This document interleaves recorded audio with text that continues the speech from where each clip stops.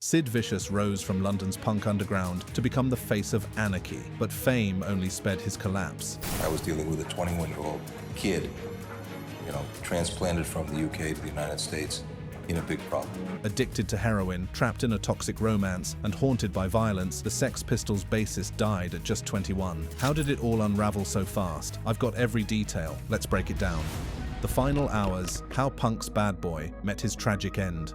February 1st, 1979, started like any other day for Sid Vicious as he walked out of Rikers Island for what would be the last time. The 21-year-old punk icon had just served 7 weeks for attacking Patti Smith's brother with a broken bottle, and frankly, nobody expected him to last much longer. What happened next would cement his legacy as punk rock's most tragic figure. Released on $50,000 bail posted by his mother Anne Beverly, who had sold his Nevermind the Bollocks royalties to Virgin Records, Sid seemed almost optimistic. The media circus outside Rikers was typical for the guy who had become punk's poster child for self-destruction. He gave reporters a brief statement that would prove tragically ironic. "I'm clean, I swear. I just want to play music." His release coincided with the eve of his 21st birthday, and honestly, who doesn't want to celebrate surviving another year when you've spent most of it either high, in jail, or both? Anne Beverly and Michelle Robinson, Sid's new 22-year-old actress girlfriend, organized what they thought would be a low-key party at Robinson's apartment at 63 Bank Street in Greenwich Village. The modest one-bedroom with its Hudson River view would become the setting for punk rock's most infamous overdose. The guest list was small but telling of where Sid's life had landed him. Present were Anne Robinson, punk musician Howie Pyro, photographer Peter Gravel, and 2 other unidentified individuals. Sid arrived around 2 in the afternoon, wearing his signature black leather jacket, torn jeans, and a Sex Pistols t-shirt. For someone who had just spent nearly 2 months detoxing in prison, he seemed surprisingly upbeat, telling Pyro he wanted to form a new band and start over. The early hours of the party painted a picture of what might have been a different ending to Sid's story. Robinson cooked spaghetti while the group drank beer and listened to Iggy Pop records. At 4 in the afternoon, Sid took a small dose of methadone prescribed from Rikers to stave off withdrawal symptoms, appearing stable and even hopeful about his future. But if you know anything about Sid Vicious, you know that stability never lasted long. By 7 in the evening, the restlessness that had defined his entire adult life began to creep in. The guy who had carved "Gimme a Fix" into his chest during a Dallas performance wasn't going to be satisfied with methadone and birthday cake. Sid told Anne he needed heroin to feel normal, a statement that would have been laughable if it wasn't so tragically accurate. Robinson protested, reminding him of his bail conditions and the murder trial looming in March. But Anne, who had supplied her son with drugs since he was 15, found herself in the impossible position of watching him shake and cry as withdrawal symptoms began to manifest. In a 2009 Guardian interview, she admitted, "I couldn't watch him shake and cry anymore." A former friend and bandmate had maintained,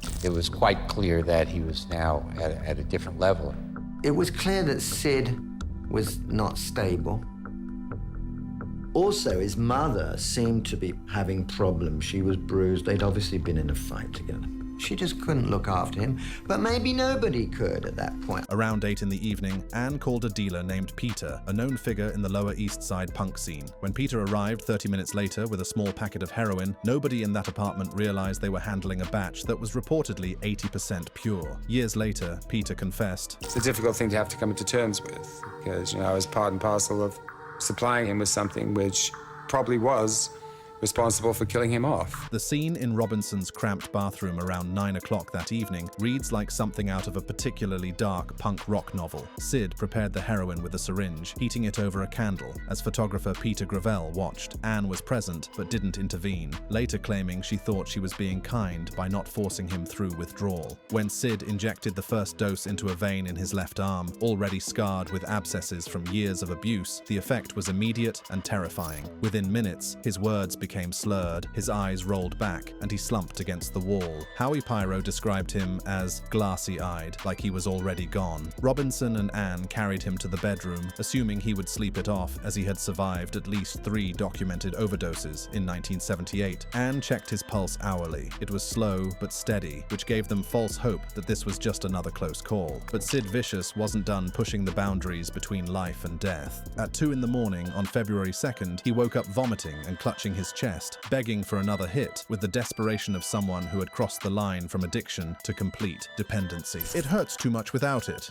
he pleaded, and honestly, those words sum up the entire tragedy of his existence. Robinson argued, "You're killing yourself, Sid," but Anne, believing a small dose might stabilize him, handed him the remaining heroin. At 3 in the morning, Sid injected a second dose using the same syringe. This time, he convulsed briefly before falling silent. Anne, exhausted from months of watching her son destroy himself, fell asleep beside him. Robinson stayed awake until 5 in the morning, noting Sid's shallow breathing and blue lips, but hesitating to call 911. In a 1988 interview, she revealed the tragic reasoning behind this decision. "I thought he'd pull through. He always did." More importantly, she feared that calling for medical help would result in police revoking his bail, sending him back to Rikers, where a murder trial awaited. In the morning on February 2nd, 1979. At 7 in the morning on February 2nd, 1979, Anne woke to find Sid unresponsive, but still breathing faintly. She shook him, but he didn't respond. Assuming he was in what addicts call a deep nod, she and Robinson waited, clinging to the hope that had kept them going through so many previous overdoses. Alan Parker, a journalist whom Anne confessed to, claimed, "And she filled the syringe and she re-injected him. And being a heroin addict herself, she knew exactly what to put inside that syringe. That basically would have been enough drugs to kill 2 people, never mind 1.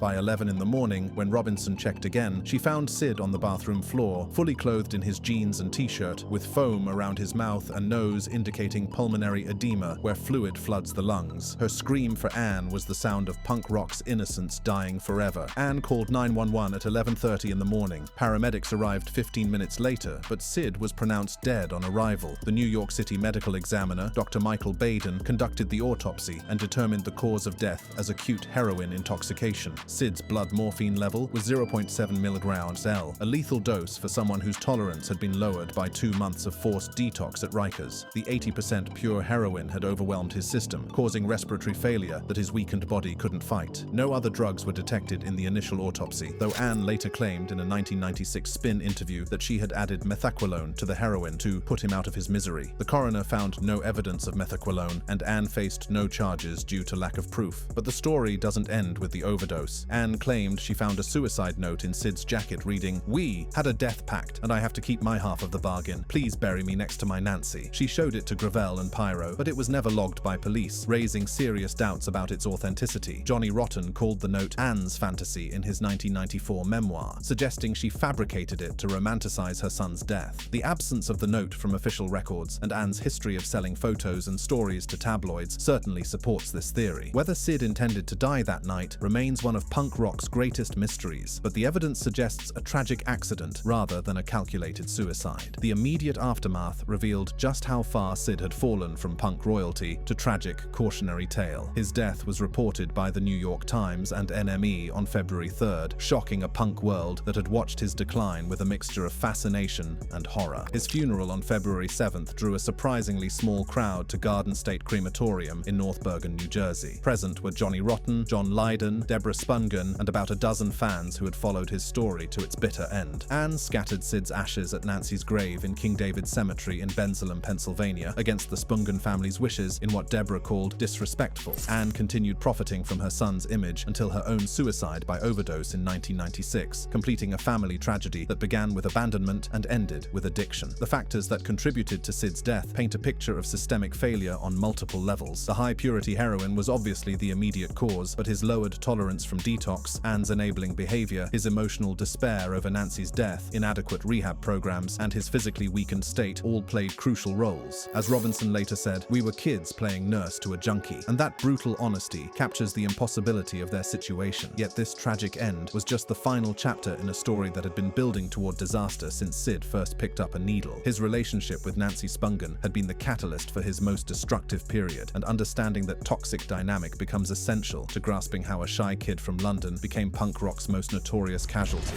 Love, heroin, and murder. The Nancy Spungen nightmare. If you thought Sid's death was tragic, wait until you hear about the relationship that set it all in motion. When Sid Vicious met Nancy Spungen in London during spring 1977, it wasn't love at first sight, so much as mutual recognition between two damaged souls who would drag each other into the abyss. Nancy, a 20-year-old from Philadelphia with a history that read like a punk rock horror story, had chased the Sex Pistols across the Atlantic with the kind of determination that should have been a massive red flag. She rolled and over to John and tried to f*** him. And I think he wasn't cooperative. And so she rolled the other way, and Sid was. And I think that was it, really. Sid lost his virginity to Nancy as a second choice. Nancy's background was the stuff of tabloid dreams and parental nightmares. Diagnosed with schizophrenia at 15, expelled from multiple schools, and arrested for drug possession, she had worked as both a prostitute and stripper to fund her heroin addiction. She arrived in London in late 1976 after years as a groupie for bands like the New York Dolls and Heartbreakers, basically collecting punk rock musicians like some people collect stamps. The meeting itself happened at one of London's punk hangouts, likely Malcolm McLaren's sex shop or a club like the Roxy. Nancy had initially set her sights on Johnny Rotten, who took one look at this American train wreck and basically said, absolutely not. Rotten called her a parasite in his 1994 memoir, showing the kind of judgment that probably saved his life. But Sid, 19 and already struggling with his own demons, saw something different in Nancy's brash, unapologetic demeanor. What followed was a romance that redefined the term toxic relationship. Sid nicknamed her Nauseating Nancy, affectionately, while she called him Sydney. And honestly, these pet names should have been warning signs visible from space. The other Sex Pistols members despised her immediately. Steve Jones and Paul Cook viewed her as manipulative, while McLaren only tolerated her because of her connections to New York's music scene. By May 1977, they were inseparable in the way that only deeply codependent people can be. Friends described them as clinging to each other like lost children, which sounds romantic until you realize that children shouldn't be shooting heroin together. Sid wrote Nancy's name in marker on his chest, while Nancy wore his padlock necklace like some twisted engagement ring. But here's where their love story takes a dark turn into something resembling a horror movie. Nancy introduced Sid to higher-grade heroin sourced from her New York contacts, basically upgrading his addiction from amateur hour to professional destruction. Involved spending nights at Sid's squat in Maida Vale or hotels paid for by Sex Pistols advances, funded by a combination of band earnings and Nancy's occasional sex work. The codependency was immediate and suffocating. Nancy, who had spent years being rejected and marginalized, saw Sid as her ticket to fame and validation. Sid, insecure about his complete lack of musical talent, leaned on Nancy's street smarts and confidence to navigate the punk underworld. Photographer Peter Gravel noted in a 2024 documentary that Nancy was trouble, but Sid didn't care. He was in love with the chaos. By summer 1977, their heroin use had escalated to costing $50 to $100 daily, a staggering amount that required constant hustling. Nancy's experience in New York's drug scene gave her access to purer heroin, while Sid's band earnings provided the funding. They enabled each other's worst impulses in ways that would make a therapist weep, with Nancy often scoring drugs and Sid relying on her to handle dealers and navigate the increasingly dangerous world they inhabited. Their addiction became the foundation of their relationship, creating a twisted intimacy where they injected together, nodded off together, and fought over doses with the passion that normal couples reserve for arguing about dinner plans. A 1977 incident saw Sid hospitalized for hepatitis from a dirty needle, missing Sex Pistols rehearsals, yet he returned to using immediately upon release because Nancy was waiting with a fresh supply. During the Sex Pistols' chaotic US tour in January 1978, their relationship reached new levels of public dysfunction. Nancy followed the tour, smuggling heroin in her luggage, while their fights over doses escalated into screaming matches that entire hotels could hear. After the band's implosion on January 14th, Sid and Nancy moved to New York, settling into room 100 of the Chelsea Hotel in August. The Chelsea Hotel, while romantic in its bohemian history of housing artists like Bob Dylan and Leonard Cohen, became a drug-fueled nightmare for Sid and Nancy. They spent up to $200 daily on heroin, funded by Sid's $5,000 to $10,000 royalties from Nevermind the Bollocks and Nancy's various hustling activities. The hotel's atmosphere, crawling with dealers and addicts, only amplified their paranoia and isolation. Their domestic violence was as regular as their drug use and twice as disturbing. Witnesses, including hotel staff and punk peers, reported constant mutual abuse that went far beyond typical relationship drama. Nancy was verbally aggressive, often berating Sid publicly for his lack of talent or drug-induced stupors. She would slap and scratch him, leaving visible marks that photographer Eileen Polk recalled seeing in July 1978. Sid's retaliation was equally violent and more physically dangerous. In September 1978, Chelsea Hotel residents heard Nancy screaming as Sid hit her, leaving bruises on her face and arms that were documented in police reports. A report from August 1978 detailed Sid punching assaulting Nancy during an argument over money, though she refused to press charges, probably because she was as dependent on him as he was on her. Their violence often had a performative quality that was deeply disturbing to witness. Nancy carried a switchblade and once cut Sid's food for him at Max's Kansas City in a bizarre display that unnerved everyone present. Sid carved Nancy into his chest with a razor, and they both fetishized blood, reportedly cutting each other during sex in ways that went far beyond typical experimentation. In her 1983 memoir, Deborah Spungen recounted Nancy admitting Sid beat her because it's what we do, suggesting a warped mutual consent that made their relationship even more tragic. Friends were divided on who was the primary aggressor, with some like Howie Pyro arguing Nancy provoked Sid intentionally, while others like Vivienne Westwood saw Sid as the aggressor being manipulated by Nancy's volatility. The paranoia that consumed them by mid-1978 was fed by both their drug use and toxic dynamic. Nancy's diagnosed schizophrenia, amplified by heroin, made her believe that dealers, fans, and even the Sex Pistols were plotting against them. She accused Sid of cheating with groupies and claimed McLaren was spying on them, while Sid feared arrest and believed police were following him in New York. Their drug binges, often lasting 48 to 72 hours, induced hallucinations that fed their mutual paranoia. Nancy once screamed that ghosts were in their Chelsea hotel room, while Sid became convinced that dealers were lacing their heroin with poison. They locked themselves in room 100 for days, refusing visitors unless they brought drugs, creating an isolation that made their relationship even more intense and destructive. By August 1978, Nancy accused a dealer of shorting them, leading to a screaming match overheard by hotel staff. Sid, convinced the media was framing him as a junkie loser, refused interviews unless Nancy screened questions, giving her even more control over his rapidly disintegrating career. Their isolation deepened when the Sex Pistols cut contact post-breakup, leaving them with few allies except dealers and hangers-on like Rocket's Red Glare, a comedian and suspected drug supplier. The night of October 11, 1978, started like many others in their drug-fueled existence. Sid and Nancy hosted friends in room 100, including Michael Monroe and Jerry Nolan, for what became their final gathering. Guests left by 2 in the morning, leaving Sid and Nancy alone for what would be their last hours together. At 11:45 the next morning, hotel manager Stanley Bard found Nancy dead on the bathroom floor, wearing only black underwear, with a single stab wound to her abdomen that had severed her pulmonary artery. The Spanish-made hunting knife, a gift from Nancy to Sid, was found 40 feet away on a sink, smeared with her blood, but wiped clean of fingerprints. The room was chaotic, with vomit, syringes, and drug paraphernalia scattered everywhere, and the $5,000 was missing, though Stanley Bard later claimed it was in Nancy's bra. Sid was found shirtless on the bed, bandaged from recent self-inflicted chest wounds, in a heroin-induced stupor.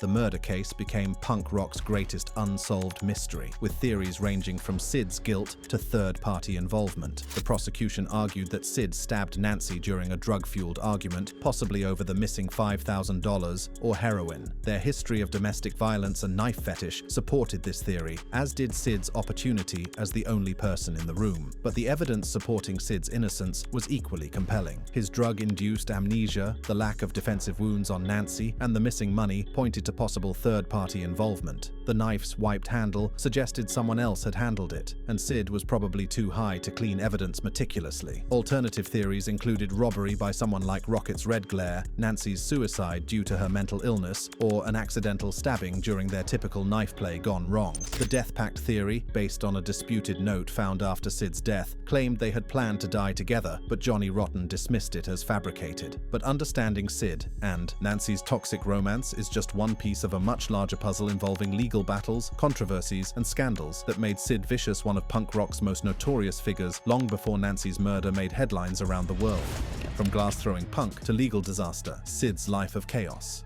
His first major controversy came on September 20th, 1976, during the 100 Club Punk special in London, when 19-year-old Sid was still just a punk scene hanger-on with a talent for causing chaos. Now, throwing things at musicians isn't exactly unusual in punk circles, but Sid's aim was about as good as his bass playing. The glass shattered against a pillar, and shards struck 19-year-old Linda Ashby in the face, permanently blinding her in one eye. The packed club erupted into chaos. Police shut down the event, and Sid had officially graduated from punk troublemaker to genuine menace to society. Sid was arrested on September 21st and charged with grievous bodily harm, a serious offense that could have landed him 7 years in prison. His defense claimed he was too intoxicated to aim accurately and that the injury was accidental, which is basically the "I was too drunk to know what I was doing" defense that rarely works in court. Witnesses identified him as the thrower, and frankly, denying it would have been pointless since half of London's punk scene saw him do it. The case was resolved in early 1977, with Sid pleading guilty to a lesser charge of assault, receiving a fine of £125 and a warning. The victim's family pursued a civil suit that was settled out of court for an undisclosed sum, reportedly funded by Sex Pistols manager Malcolm McLaren. This incident marked Sid as a reckless figure even before joining the Sex Pistols, and punk fanzines like Sniffin' Glue sensationalized it by calling him the ultimate punk. Malcolm McLaren, never one to miss an opportunity for controversy, saw potential in Sid's notoriety and recruited him to replace Glenn Matlock in February 1977. But joining the Sex Pistols didn't exactly calm Sid down, it just gave him a bigger platform for his destructive tendencies. As a Sex Pistol, Sid was central to the band's provocative antics that constantly invited legal scrutiny. The Thames River Boat Party on June 7, 1977, organized to promote God Save the Queen during Queen Elizabeth II's Silver Jubilee, turned into exactly the kind of chaos you'd expect when you put the Sex Pistols on a boat. Sid, drunk and high on amphetamines, started a brawl with a journalist, punching him and breaking a chair because apparently violence was his default response to any situation. Police boarded the boat and arrested 11 people, including Sid, McLaren, and Vivienne Westwood, for obstructing a public waterway and causing a public nuisance. Sid was released without charge after a night in custody, but the incident led to the song's BBC ban and cemented the band's anti-establishment image. The media labeled it punk's royal disgrace, which was probably exactly what McLaren had hoped for. But Sid's most spectacularly destructive period came during the Sex Pistols' only US tour from January 5th to 14th, 1978. In Dallas, on January 10th, he carved "Gimme a Fix" into his chest with a razor on stage, bleeding profusely in what might be the most literal cry for help in rock history. In San Antonio, he struck a fan with his bass after the fan threw a bottle, because Sid's conflict resolution skills were about as developed as his musical ability. No arrests followed these incidents, but local authorities in Texas and Georgia banned the band from venues, citing public endangerment. The tour's chaos, exacerbated by Sid's heroin use with Nancy Spungen, led to the band's breakup at San Francisco's Winterland Ballroom on January 14th, with Johnny Rotten quitting on stage in what became punk rock's most famous breakup. After the Sex Pistols split, Sid's solo performances at Max's Kansas City in New York were exercises in public humiliation. On September 7th, 1978, he spat at the audience and threw a glass, narrowly missing a fan. No charges were filed, but the incident reinforced his reputation as someone who was actively dangerous to be around. Sid's controversial behavior extended beyond simple violence into genuinely offensive territory. In July 1978, at Max's Kansas City, he drunkenly shouted anti-Semitic slurs at a Jewish promoter, sparking a fight that bouncers had to break up. No charges were filed, but the incident was reported in Village Voice and drew condemnation from New York's punk scene. His use of Nazi imagery was equally controversial and poorly thought out. Sid wore a swastika t-shirt designed by Westwood during the Sex Pistols' UK tour in 1977, which stirred protests from Jewish groups and led The Guardian to accuse punk of flirting with fascism. Sid claimed it was just for shock, but the imagery damaged his reputation and showed his complete lack of understanding about the impact of his actions. Before Nancy's murder made him a household name for all the wrong reasons, Sid faced minor drug-related legal issues that kept him on police radar. In April 1977, during a Sex Pistols tour in Scandinavia, he was detained in Stockholm for possession of amphetamines, fined $200, and released. In August 1978, New York police questioned him and Nancy for suspected heroin possession at the Chelsea Hotel, but no charges were filed due to insufficient evidence. The assault on Todd Smith on December 8, 1978, represented the culmination of Sid's violent tendencies and legal troubles. After his release from Rikers following his arrest for Nancy's murder, Sid attended a Patti Smith concert at Hurrah, a New York punk club. High on methadone and alcohol, he got into an altercation with Todd Smith, Patti's brother and roadie, over a comment about Nancy. Witnesses reported Sid smashing a beer bottle and attacking Todd, slashing his face and requiring 12 stitches. This assault violated his bail conditions for the Spungen case, and the court imposed stricter terms, $50,000 bail and mandatory rehab at the Lee County Clinic. His 7-week detention was marked by another suicide attempt where he slashed his arms and severe heroin withdrawal that left him physically and mentally fragile. The assault case was pending when Sid died on February 2, 1979, and was dropped posthumously. Patti Smith Smith, devastated by her brother's injury, publicly forgave Sid, citing his addiction, but the incident underscored his inability to escape violent impulses even after Nancy's death. Sid's legal troubles were complicated by his addiction and deteriorating mental state. His heroin use, averaging $100 to $200 daily, left him incoherent during arrests and unable to assist his lawyers effectively. His attorney Michael Berger relied on intoxication defenses, citing Sid's low morphine levels during Nancy's murder to argue diminished responsibility, but Sid's public persona